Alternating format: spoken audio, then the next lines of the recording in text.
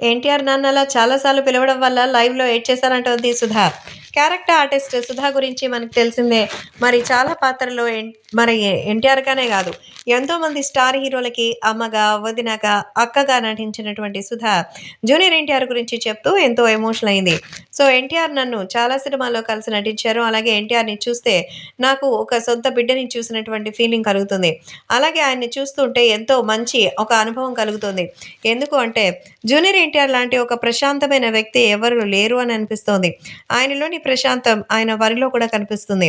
నిజంగా ఆయన గొప్పతనం ఏమిటంటే ఎవరి దగ్గర నుంచి ఏమీ ఆశించకపోవడమే. నిజంగా ఆయన చాలా గొప్ప వ్యక్తిత్వం ఉన్న వ్యక్తి అంటూ చెప్తున్నారు.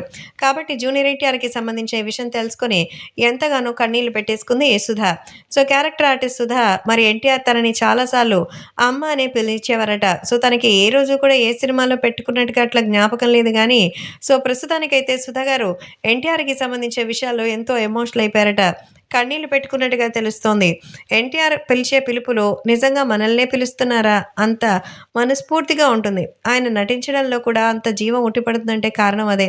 అందుకే నిజంగా ఒకసారి ఆయన క్యారెక్టర్‌లో ఉండి కూడా అమ్మ అని పిలిచినా నిజంగానే అది కలిగించే ఆనందమే వేరేలాగా ఉంటుందని సో, ఈ విషయాన్ని స్వయంగా అయితే తెలియజేసినట్టుగా సమాచారం. ప్రస్తుతం ఈ విషయాలు సోషల్ మీడియాలో సంచలనంగా మారుతోంది.